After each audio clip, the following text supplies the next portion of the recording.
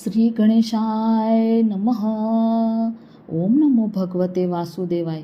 वैशाख मास में विविध वस्तुओं के दान का महत्व तथा वैशाख स्नान के नियम। नारद जी कहते हैं, वैशाख मास में धूप से तपे और थके मांदे ब्राह्मणों को श्रम नाशक सुखद पलंग देकर मनुष्य कभी जन्म मृत्यु आदि के क्लेशों से कष्ट नहीं पाता।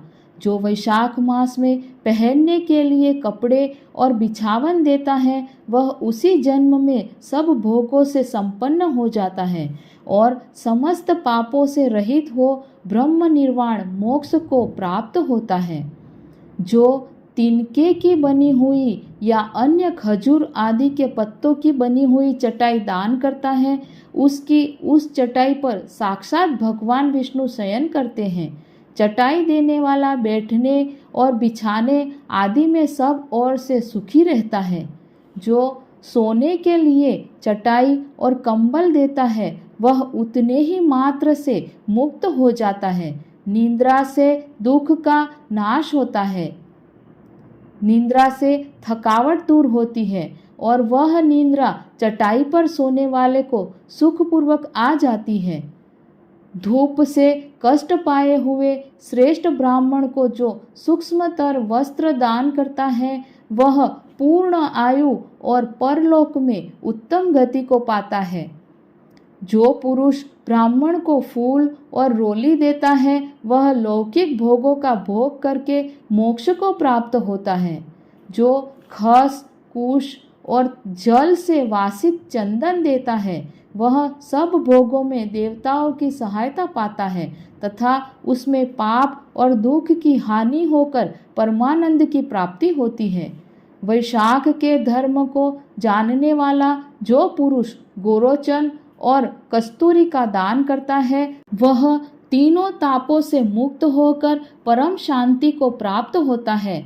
जो विश्रामशाला बनवाकर प्याऊ सहित ब्राह्मण को दान करता है, वह लोकों का अधिपति होता है। जो सड़क के किनारे बगीचा, पोखरा, कुआं और मंडप बनवाता है, वह धर्मात्मा है। उसे पुत्रों की क्या आवश्यकता है। उत्तम शस्त्र का श्रवण, तीर्थ यात्रा, सत्संग, जलदान, अन्नदान, पीपल का वृक्ष लगाना तथा पुत्र, इन 7 को विज्ञ पुरुष संतान मानते हैं। जो वैशाख मास में तापनाशक तक्र दान करता है, वह इस पृथ्वी पर विद्वान और धनवान होता है।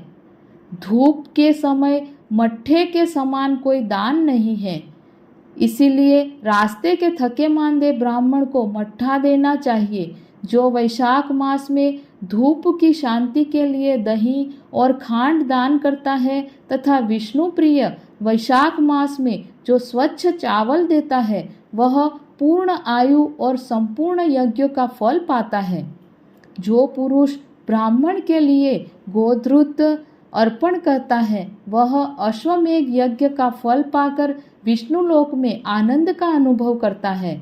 जो दिन के ताप की शांति के लिए सायंकाल में ब्राह्मण को ऊख दान करता है, उसको अक्षय पुण्य प्राप्त होता है। जो वैशाख मास में शाम को ब्राह्मण के लिए फल और शरबत देता है, उससे उसके पितरों को निश्चय ही अमृत पान का अवसर मिलता है। जो वैशाख के महीने में पके हुए आम के फल के साथ शरबत देता है, उसके सारे पाप निश्चय ही नष्ट हो जाते हैं। जो वैशाख की अमावस्या को पितरों के उद्देश्य से कस्तूरी, कपूर, बेला और खस की सुगंध से वासित शरबत से भरा हुआ घड़ा दान करता है, वह 96 घड़ा दान करने का पुण्य पाता है। वैशाख में तेल लगाना, दिन में सोना, कांस्य के पात्र में भोजन करना, खाट पर सोना, घर में नहाना, निषिद्ध पदार्थ खाना, दोबारा भोजन करना तथा रात में खाना, ये 8 बातें त्याग देनी चाहिए। जो वैशाख में व्रत का पालन करने वाला पुरुष पद्म पत्ते में भोजन करता है, वह सब पापों से मुक्त हो विष्णुलोक में जाता है। जो विष्णु भक्त पुरुष वैशाख मास में नदी स्नान करता है वह 3 जन्मों के पाप से निश्चय ही मुक्त हो जाता है। जो प्रातःकाल सूर्योदय के समय किसी समुद्रगामिनी नदी में वैशाख स्नान करता है वह 7 जन्मों के पाप से तत्काल छूट जाता है। जो मनुष्य 7 गंगाओं में से किसी में भी उषः काल में स्नान करता है वह करोड़ों जन्मों में उपार्जित किए हुए पाप से निसंदेह मुक्त हो जाता है। जानवी गंगा, वृद्ध गंगा, गोदावरी, कालिंदी, यमुना, सरस्वती, कावेरी, नर्मदा और वेणी ये 7 गंगाएं कही गई हैं। वैशाख मास आने पर जो प्रातःकाल बावलियों में स्नान करता है उसके महापातकों का नाश हो जाता है। कंद, मूल, फल, शाक, नमक, गुड़, बेर, पत्र, जल और तक्र जो भी वैशाख में दिया जाए वह सब अक्षय होता है। ब्रह्मा आदि देवता भी बिना दिए हुए कोई वस्तु नहीं पाते। जो दान से हीन है वह निर्धन होता है। अतः सुख की इच्छा रखने वाले पुरुष को वैशाख मास में अवश्य दान करना चाहिए। सूर्य देव के मेष राशि में स्थित होने पर भगवान विष्णु के उद्देश्य से अवश्य प्रातःकाल स्नान करके भगवान विष्णु की पूजा करनी चाहिए। कोई महिरथ नामक एक राजा था जो कामनाओं में आसक्त और अजितेंद्रिय था। वह केवल वैशाख स्नान के सुयोग से स्वतः वैकुंठ धाम को चला गया। वैशाख मास के देवता भगवान मधुसूदन हैं, अतएव वह सफल मास है।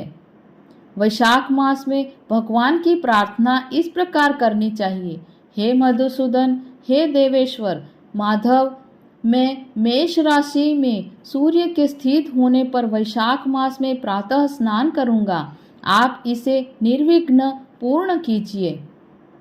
सूर्य के मेष राशि पर स्थित रहते हुए वैशाख मास में प्रातः स्नान के नियम में संलग्न होकर मैं आपको अर्घ्य देता हूँ।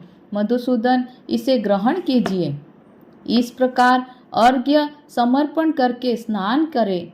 फिर वस्त्रों को पहनकर संध्या तर्पण आदि सब कर्मों को पूरा करके वैशाख मास में विकसित होने वाले पुष्पों से भगवान विष्णु की पूजा करें।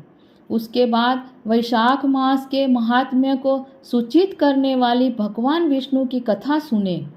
ऐसा करने से कोटि कोटि जन्मों के पापों से मुक्त होकर मनुष्य मोक्ष को प्राप्त होता है। यह शरीर अपने अधीन है, जल भी अपने अधीन ही है, साथ ही अपनी जिह्वा भी अपने वश में है। अतः इस स्वाधीन शरीर से स्वाधीन जल में स्नान करके स्वाधीन जिह्वा से हरि इन 2 अक्षरों का उच्चारण करे।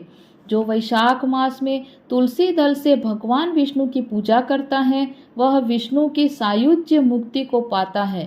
अतः अनेक प्रकार के भक्ति मार्ग से तथा भांति भांति के व्रतों द्वारा भगवान विष्णु की सेवा तथा उनके सगुण या निर्गुण स्वरूप का अनन्य चित्त से ध्यान करना चाहिए। ओम नमो भगवते वासुदेवाय।